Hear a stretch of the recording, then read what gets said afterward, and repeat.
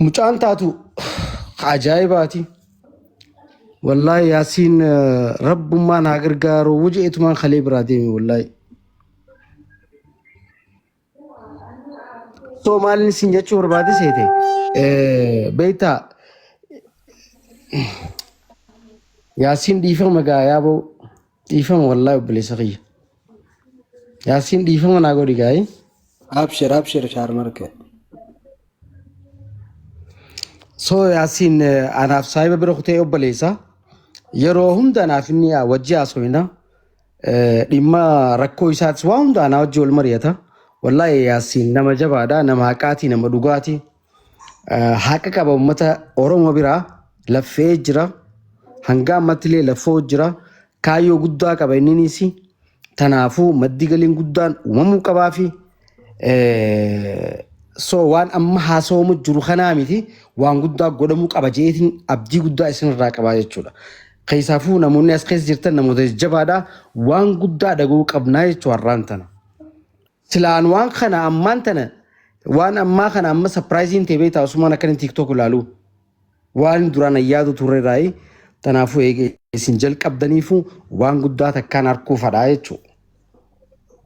Ana akka dhuunfaatti jechuudha. Amma waan akka gaarti ijoollee teenya hunda oliin isa beekan isa. Wallahi bilaa ijoollee teenya hunda oliin isa beeka.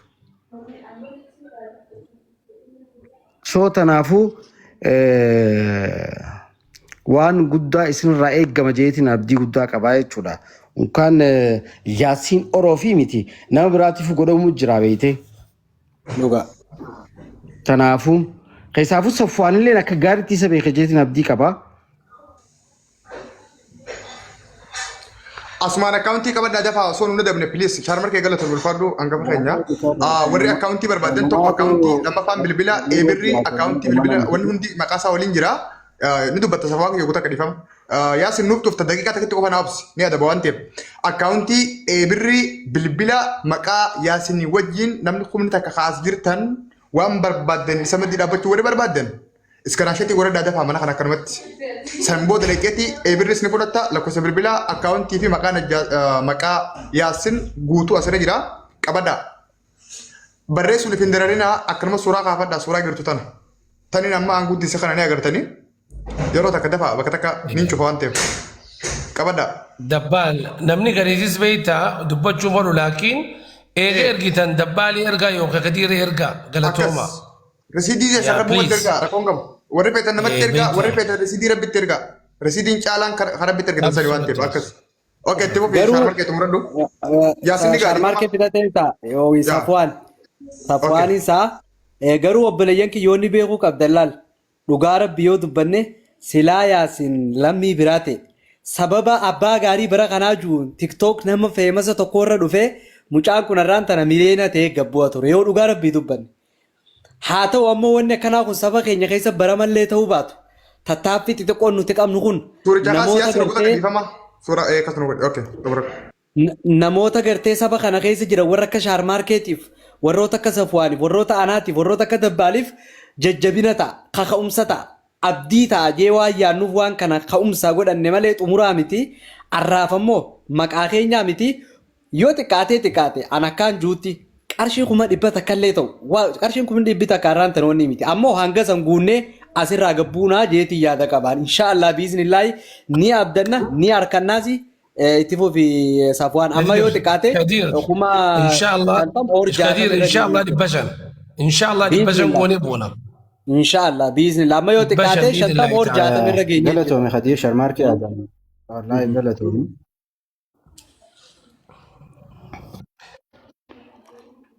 Geemallee ni taphachiisna Kadiir inshaallah. Okey itti fufii ustaaz yeroo takka Safwaan itti fufii piliis saakii fayyadamna namoota hedduu asirratti ol bee gargaarsa barbaadu jira waan sifri jiru ergaa barbaadu dabarsi. Warreen bulbuluu jirta. Gastii banne gallaqqabe.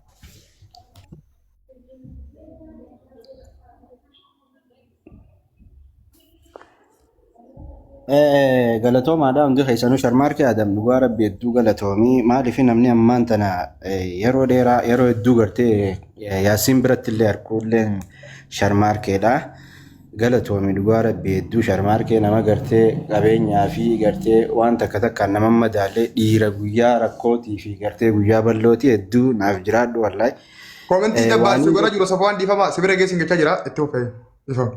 Waaniin jechuu barbaadu itti aansee gartee sharmaarkee dhugaadhaa nutis akkanumatti wal mammari'annee kana dura wal mari'anne beektee naaf Khadiirii turteewu akkasitti har'aan tana rabbi arruma godhee wooma rabbiin godhee ta'a haga kana gad dhufne kana qofaa miti inshaallah guyyaa gartee alhadaa nu hundi gartee ijoollee teenya jirtu hunda gartee bakka takkatti walitti dhufnee guruppitti wal mari'annee hawaasatti gabbaanee bifa oowwaadhaan goona guyyaa alhadaa akkam jettan Khadiir? Bareeda kunis waan bareeda yaada bareeda. Sharmaarkee fi hundi ijoolleen jirtu namuu gartee nama gartee itti dhiyaatu anillee nama na dhiyaatu gartee nama na cinaa dhaabbachuu danda'u gama kiyyaa yaasiin gargaaruu danda'u qabadheetiin dhufaa namuu akkasitti nama isaatti hime guyyaa alhadaa ijoollee teenya takka tanafne warra sooshaal miidiyaa irra jiru taratti wal gabbuusaa waliin taa'a guyyaa alhadaa qabannee yaasiin kanaa miti akkuma gartee dura jenne san eegat akka gartee keessa seenne waan gartee inni hojjetee ittiin if jijjiiru gartee maatii isaa dalagatee ittiin jijjiiru godhuu qabna inshaallah. Namta akkanaaf warri zakkii jettanii zakkii ji abbaan qabeenyaa keenya tokko naaf hundatti dheeyna gareedhaan itti dheeyna. Kanaan isiniin ja'a. Waan bareeda yaada bareedaadha Safwaan keenya jazaakallahu khairan inumaatu barbaachisaa taanaan nuti warri har'a hirmaatelleen guyyaa saniis irra deebinee hirmaatuudhaaf wanni of duuba nu deebisu hin jiru. Maaliif oomisha ilmaan Oromoodhaa nama harkaa qabu namaarraan tana waaniin agartee akkana jee saba kana agartee dura jee mataa qaqqabatee waamee qoosoo qabu obsee deemu jiru. Kanaafuu nama akkanaa kana inshaallah biiznillaahi an sila akka hamilee tiyyaatiin akkaan sila agartee wanni ijuutiin akkaan nama isa beekuutiin dhugaa dubbachuuf har'a nama qarshii 100,000 miliyoona yoon qabaadhe bira dhaabbatuun tolu yaasini. Kanaaf Oromoon hundi guyyaa aladaa jenne sanitti mana nama tokko kanuma dabbaal kanattis deebinee ta'u murteeffannee dhufnee obboleessa keenya kana sappoorti godhuudhaaf of qabuun keenya dirqama nurratti ta'ee jiraan isiniin jaa. Yaasiin osoo hin ta'in akkuma faranjiin hogguunii fi biyyoota baqaarraa nama ofitti nama fuutu gaafa nama fuutu abbaa fi haadha sanitti haajamtee osoo hin ta'in ilmaanitti haajamti. Maaliif ilmaan saniitutu abdii biyya boruu biyya isaaniiti. Nutilleen amma yaasiin osoo hin ta'in ilmaan kana ilmaaniitutu boru abdii keenya abdii Oromootaati. Kaanusii fi nawalaan abdii Oromootaati fakkii ilmaan keenyaati jechuudha.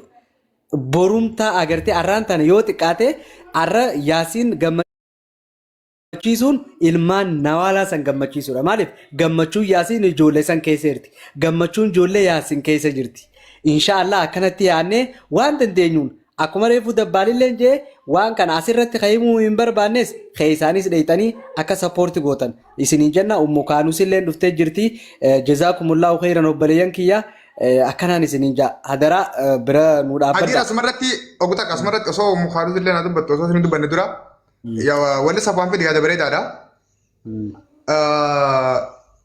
Bishaan nama obaasanitti waan biraatti aansa waan ta'eef wanni ammaan tana waan bareedaadha jechuun akkuma wanni kun dhagahamu goone inni rakkoo miti. Ammoo waan amma Safwaan kaase kana guyyaa fi bakka nama kuma takkitti kanarratti nuti illee nuti godhannetti badda haa baanu Safwaan aanee bira haa ta'u isin bira haa ta'u isinummaa warri biyya keessa jirtan namni qaamaan yaasin bira illee dhaqee takka qaamaan yaasin wajjin taa'ee nuti ni affeeramna ni argamna waan dandeenyu humna teenyaa fi fooloorsi qabnu hundaanuu ni goona. Ammoo ammumaan tana bakkaa fi guyyaallee nu murteessa wanni kun waan fardiidha waan ta'eef amma egaa waan kana kaafte beekadhu hojjecheeti amma jette kun qabxii nama asirra kaafne kun gurra namoota hanganaa bu'ee jira. Kana jechuun waan sila ammaan tana godhuu deemnuuf waan sila ammaan tana itti fufnisa ammaan tanaatiif illee xiqqoo waan wannu nu godhaatu waan ta'eef guyyaan isaatii fi bakki isaa osoo nu murtaa'ee saganticha akka sagantaatti viidiyoon isirra dalagamee akka beekamu barbaadeeti.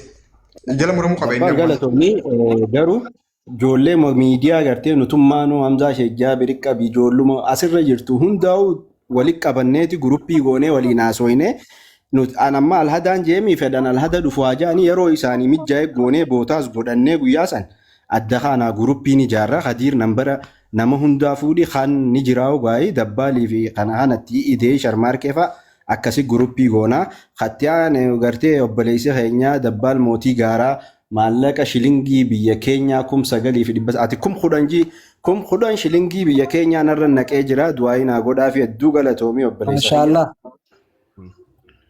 Dabbaal mootii gaaraa dhiira waan jette gootu jazaakumullahu khairan obboleessa kiyya gargaarsa hedduu keessatti illee namoof duuban deebine jaanii inshaallah biiznillaahi ta'ala rabbiin akkuma obboleessa keenya saapiraayiz gootetti haaliqni saapiraayizii harkaa qabaatti saapiraayiz siyaa godhu siin jenna qalbii obboleessaa namni gammachiise rabbii gammachiisa jazaakumullahu khairan gartee niyyaadha waa hundarra kacaalu inshaallah dhugaan isiniin jaa obboleeyyan kiyya niyyaa toltanii innaawaa obboleessa keenya kana karakkoosaa nama isa dhiyaatu malee rabbi malee namni biraa kan beekne kana kakkatti himatu namni garii himata wallaaleeti namni garii ilaal himatan beeku jara keenya kagarii kan gargaarsaa hin barbaachifne himata waan beekuuf meeqaatitu najaa baa'u jira namni hedduu warri kayaasin kun waan himatan beekneef miidhama ofitti wanni ijaanii nama hedduu rakkataa jira kanaafu nama qabeenya qabuu hinnaawaa atummaan niyyaa toltee yoo itti sadaqatte rabbiin arshii gubbatti sii katabuunsa abadaniin oolu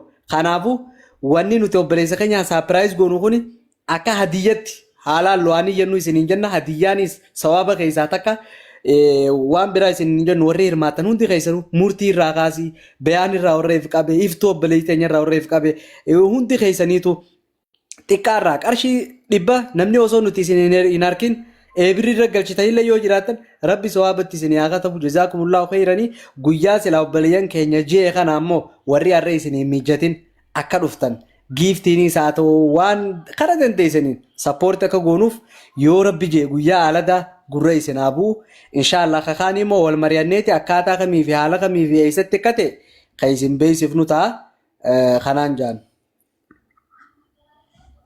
Okay, jiddumaanu mukaanus nu kasii jirana fakkaatti. Mukaanus bakka nagaan dhufte.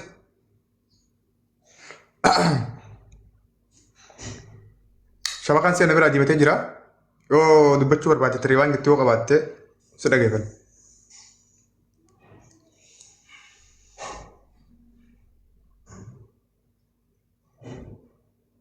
Shabakaan si'a ni jira sin biraa Qadir. Shabakaanis hedduu gabbu'aadha. Takka shaarmaarkee fi isilleen diimaa agarsiisan biratti. Ani sin bira akkasii. Sagantaadhaa waan safaan amma kaasee dura keessaan marii goonaa eega marii goonee booda guyyaatti goonaa bakka guyyaatti goonaa kan jedhudhaame. Isra walii galee. Safwaan akka miree maal jette? Akkasuma bareedaadha maaliif nuti lafatti walii galleeti uuma hundaa'u akkasitti guyyaa gabbaafanna. Tamam. Okay. Akkam jettan yaanni jijjiiramuus ni mala akkanaan jaa'isin akkam jettan. Yaa waan bareedaadha. Waan bareedaadha. Mukaanuti shabakaan si darbee jiran fakkaata. Shabakaan si diimaadha. Sagalee si dhaga'uudhaaf namni iddoon kominti godhaa ture argeetiin jira. Okay, taa'ammaan tanaa'oo. Ammatti hafuufnu adeemnutti. Natti fufi. Tanatti fufi warra ammattuma fufuudha. Sanqophii qabanna tanattuma fufi. Okay, warri amma dhuftan wanni irra jirru waan biraati miti deeggarsa takkaa'u gargaarsa waa'ee yaasin wajji wal qabatee waan haasa'u jirru warri bira dhaabbachuu barbaadan keessa sappoorti godhuu barbaadan fedha keessaniin mukaanus ol deebisaa guuta akka warri modeetara Qadir modeetara ni qabda safaan sun ni qabda ni ol deebisaa. Kanaaf namni as gala jirtan hundi keessanuu namni yaasin bira dhaabbachuu barbaadan lakkoofsa 7 naa barreessaa ol bahaa yaasin bira dhaabbadha warri akkaawuntii nambara birrii waan hunda qabattan kallattumaan waan dandeessan isaaf galchuu dandeessanii warri qabatin ammoo komentii godhaa takkii ol bahaa ammallee deebinee sinimna ni qabattan yeroo takkanaa deebisi mukaanus deebisi barbaadutti jiraan agarre yoo komentii jala jiraatteef malee. Okay, gastii kasirti ana arke okay na deebisa yoo. Mee ilaali nagarre. Okay. Naa galchi warra lakkoofsa 7 kana. Hayyee obboleeyyan kiyya mee warra gaa lakkoofsa 7 kana. Argadee jira. Kau ni nak kostum dura umur harus tu bifnya tercoba tu dia mana? Umur harus akam jeritan.